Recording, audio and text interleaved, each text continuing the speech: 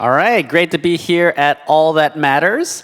This is not my first time to the event, so I actually attended this maybe 5 or 6 years ago, but it's been quite a while. I have never been up here on stage. Really happy to be here with my good friend Ringo to talk to you all fine folks about brands and gaming. So I'll let Ringo do a little bit of an intro as well. Yeah, hey everyone, good to meet you. I'm Ringo. I'm responsible for the BD for Moonton Games, especially our major events. If you're not familiar with Moonton Games, we are a game publisher.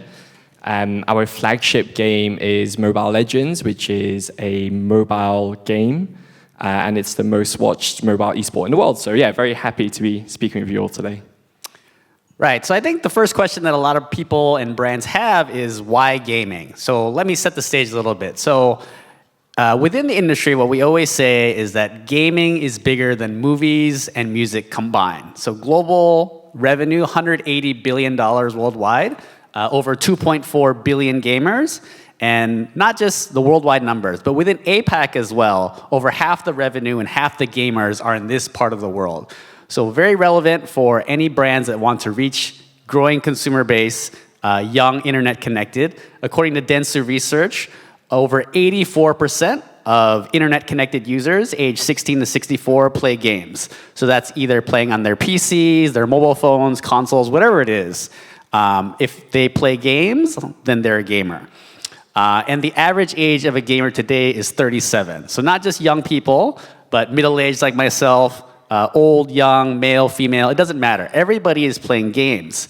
But more interestingly, what we found is that only 5% of global advertising budget is allocated towards games. So we know that 84% of internet users play games, again, billions of dollars of revenue and users, but only 5% of the budget. Why is that? Why is there a gap between the tremendous potential of gaming and the investment from brands? So we want to dive into a little bit about that today and talk about how brands can actually leverage that paradox of gaming authenticity. So that's why we have Ringo here today. So we'll kind of start off. But yeah, so just really want to hear from the game publisher's perspective. But how do you see this paradox of game companies wanting to work with brands, brands wanting to connect with game companies, but at the same time, the brands not knowing exactly how best to interact with the gaming community? Yeah, it's such a great question, and this sort of tension between scale and trying to be really super authentic in what you're doing, right?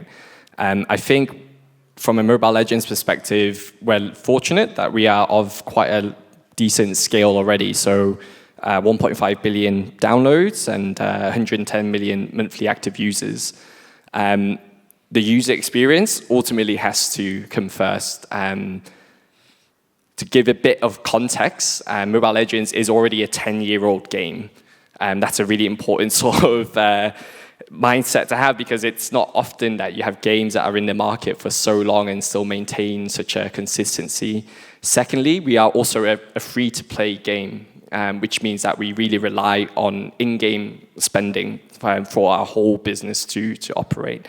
And what that means for us is that whatever we do, we have to make sure that the users are happy, they're coming back, they're playing the game, and they're spending. So every few months, we'll release new content. It could be skins, it could be maps, it could be heroes.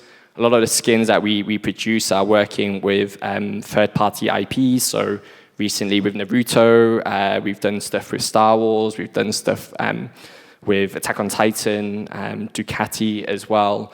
But whatever it is we do, whether it's ourselves or with a brand, ultimately the user has to get value from it, because without that, we wouldn't exist. No one would play our game and we'd go under. So I think that's always the kind of starting point. The user experience comes first. Then for brands, how do you add to that user experience? Yeah, and I think that's something that is very unique about gaming, is that it's really a community experience, right? Gamers are interacting with the medium entertainment, they're playing with their friends, they're having all sorts of social experiences. So really keeping that community focus at the heart of it, I think is such a smart strategy for Moonton. and has led to a lot of success. But I guess in your time of doing partnerships with different IPs and different brands, have you seen any difference between kind of Western markets and APAC markets? Yeah, massive. I think first and foremost, when if you're not familiar with gaming, you think of like a Western gamer, you'll probably picture them as a PC gamer. They are at home, they're on the PC, or next to that would be console gaming, right? So my 10-year-old nephew who's growing up in England, for him to game with his friends, he has to go home to jump on the PlayStation. He's got to fight his grandma for screen time using the TV. But here in Asia, where PC and console penetration is much lower, mobile gaming is kind of the dominant platform. And that fundamentally changes the user behavior, because what that means is I can be on a train home from work and I can still jump on to my phone and play a game. When I live in Malaysia. When I first moved to Malaysia, I would go to a mamak, which is like a late night sort of diner, and there would just be a group of people playing Mobile Legends together. So I think the user behavior in APAC is very different. A lot of that is dictated by the prevalence of mobile gaming. PCs are expensive, but everyone has an affordable handset and cheap data that they can access in this part of the world. So that kind of user behavior is probably the biggest difference between, I would say, the Western gaming market and here in APAC. Yeah, and I think that's another common misconception or lack of information for brands that want to work with games, especially in this part of the world, is in the headlines and the news you hear about the big console games. We heard about EA getting bought by the Saudi fund for $50 billion, just closed the other day. But really, like in this part of the world, mobile gaming is what all the kids play. They grow up with their phones. So focusing on mobile gaming partnerships is just another way that can really unlock a lot of value within APAC. But then, okay, so mobile games and MLBB have been around for quite a while. But can you give some examples of when brands have come in and done successful executions without losing the community trust, or vice versa? Have there been examples where it didn't work out so well? I'll focus on the successful case study. Of course. So last year at our World Championships, which is called M6, took place in Malaysia, we worked with a new startup jewelry brand. Their whole idea was to create a jewelry brand for Gen Z, and the price points ranged from $50 USD to $500 USD. And they sold in Indonesia, Philippines, Singapore, Malaysia. So those price points were not cheap for a student or a first jobber in this part of the world. Their competitors had, obviously decades of legacy, decades of brand that they could rely on, but this is a completely new startup. They're called Fairy. But what they found was, of course, gaming is such a big passion point for Gen Z. As you said before, it's a $180 billion industry. A lot of that money is spent on in-game cosmetics. Gamers care about the way they look and the way they represent themselves in the game itself. They spend a lot of time customizing their characters, their avatars. The other thing that they care a lot about is their in-game achievements. But all of these things are locked within the game. They can only demonstrate that in the virtual world. They had no way of bringing that to life in the real world. They have no way of showing that, hey, this is my sort of digital expression of myself in the real world. So that's where I think Fairy had a really great business idea of fulfilling that gap, to create jewelry that allows gamers to have that form of expression in the real world. And where we came in and supported was really to nail down on the different user profiles when it came to gaming and what are the different motivations for playing MLBB. So for example, we created a jewelry set which is more aimed at competitive players, players that reached a certain level or rank, only they could buy this jewelry set. We targeted esports fans. We actually made a limited edition Swiss watch from Switzerland. Then we also targeted sort of general game players that might be more interested in like the lore or the world building and the storytelling within the game itself.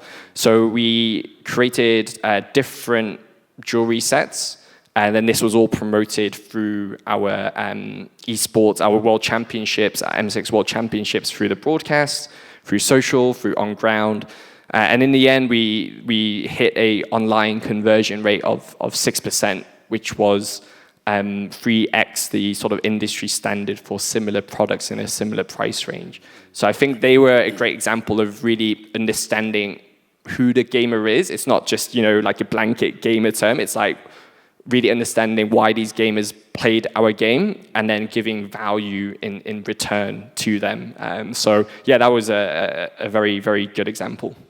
Yeah, and I think that's another, key learning that I would love for, brands and, you guys here to take away is that, again, like the gamers are engaging these kind of digital experiences, but when it comes to then marketing things, selling to them, creating that gap between the offline world, where in this case, jewelry that they can wear in real life, but tying it to specific, gameplay behavior and having it be related to their identity within the game creates a very strong link between the gaming world and the real life commerce, right? Which ultimately what we want to do is provide value to these users in a way that they've not seen before, that makes them feel like, oh, okay, this is not a brand which is just coming out of nowhere and shoving ads in my face, but they understand who I am, they understand what I want from the products, and are able to connect with me on a deeper level. So, I love that example a lot. And yeah, it sounds like they had a really good experience working with you guys as well. I hope so. Of course. So yeah, I think, you talked a little about esports. So,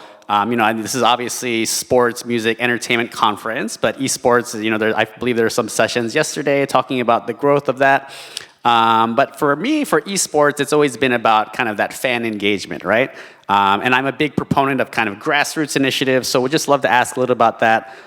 So when it comes to, you have your mega tournaments, but you also have the kind of smaller initiatives like fan events or community tournaments. How do those play a role compared to those large-scale events? Yeah, it's a great question. I mean, I think we've reached, in certainly our core market, so like Indonesia or Malaysia, we've reached a certain point where not only are we responsible for Mobile Legends, but we're really responsible for growing the gaming or esports industry as a whole. So we are a nationally recognized sport by the Ministry of Sports in markets like Indonesia, Philippines, Malaysia.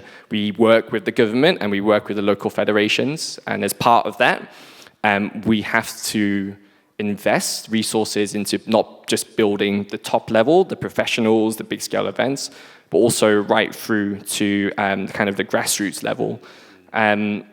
So if I take Malaysia, for example, we have our pro league called MPL Malaysia, which is like the Premier League in football, right? We then have an academy league. We then have a student league. And then we have a whole bunch of third-party events that we support. So third-party could be anything from SEA Games, Asian Games, through to like local SMEs. So we have to invest in the kind of the professional ecosystem to provide aspiring players the opportunities to compete at a good level. But then outside of that, there's a whole other world of ecosystem building that we also need to embark on. So, for example, sticking with Malaysia, just a few weeks ago, we launched a teacher training program in conjunction with the Ministry of Education in Malaysia. That teacher training program is essentially equipping teachers with the tools and the knowledge to teach about safe gaming, safe kind of digital environments, as well as digital skills to their students. So I think for us, without the whole pie being bigger, then again, that's not a sustainable future for us. So it's in our best interest not just to grow the game, but to grow the industry as a whole. So yeah, super, super important. Yeah, and I think that so again, coming back to brands and how brands can get involved with gaming. So as Ringo mentioned, there are also several levels even when it comes to esports. So is your consumer going to be the student? Is it going to be the hardcore gamer? Is it going to be the casual person? What's the age? What's the demographic? But we know everybody is playing games. It's just what game are they playing? What are they interested in? So as a brand, if you're able to really identify that demographic and see where it overlaps with your own product, then I think you'll be able to find success as well. Cool. So then, that was talking a little about community. Then moving on to more specific kind of marketing and partnerships. But kind of what advice would you give to brands who want to enter gaming without, alienating the player base then? I think you just touched upon it, to be honest. It's such a blanket term to say gaming, right? But in each market, there'll be different game titles that are popular. There'll be different genres that are popular. So it's really about identifying which IP really cuts through to your target audience. What works for one brand may not work for another brand. And so ultimately, I think that's the main, when partnerships don't work, I think very often they probably identified the wrong IP or the wrong platform to communicate with their target audience in the first place. Maybe, as you said, you kind of chase the shiny thing, but maybe it's not relevant. Maybe it's not Mobile Legends, Maybe it's not. But I think that's really always the first thing. Then I think once you have that, then it's about understanding what those users, what those consumers expect, what they see value in, and then I think from there you have kind of the foundations to make a successful partnership. Yeah, for sure. And then for kind of measuring success then, what are some metrics that you look at personally, I guess from the publisher side or esports side, when it comes to judging the success of these brand partnerships? We are a digital product. We are also a broadcast product, which means that inevitably we have to look at things like media value, impressions, views.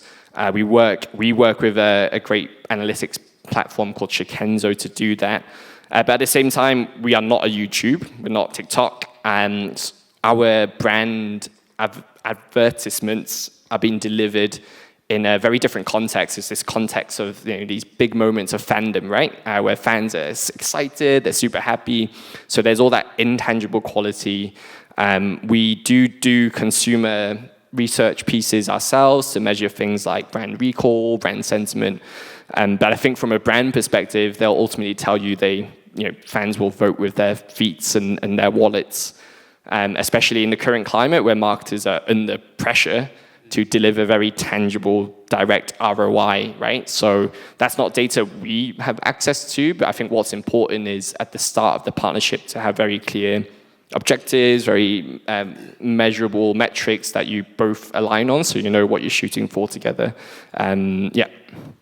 Got it. Yeah, that alignment is super important. So making sure that the brand and the game are working towards that common goal to really, again, put the gamer first, put the user first, I think is especially key. So then kind of just looking forward as we wrap up. So as gaming grows in the mainstream culture, do you think this paradox will be harder to manage, or do you think that gamers are becoming more receptive to kind of brand collaborations? I think gamers are generally quite receptive. Even if you look at, like the Nielsen or Dentsu studies, right? You'll see that gamers are receptive to brand collaborations. The only danger is that they're also very vocal, as you'll know. Yes. They're digitally native, so they're used to online discourse, and they can voice an opinion with just a few flicks of the keyboard, right? So if you get it wrong, they'll let you know. That's the risk that you have to come on board. But when you get it right, they'll also be very strong advocates for you. So I think that gamers are receptive, but again, it comes back down to the point of what value am I delivering to these guys, or am I just sort of hard selling, trying to push a product? I can think of some examples. I won't go into it. I see the countdown ticking away. So if you're interested, then please feel free to find us outside.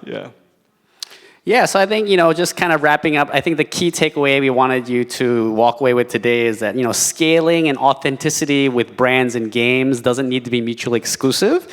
It's all about really putting the community at the center, having that mutual understanding with the game publisher, with the brand, and working towards that common goal towards making the gamers feel comfortable with what you're offering to them. So yeah, that wraps up our session today. Thank you very much to Ringo. Yes, and looking forward to seeing more of you later today. Thank you very much. Thank you.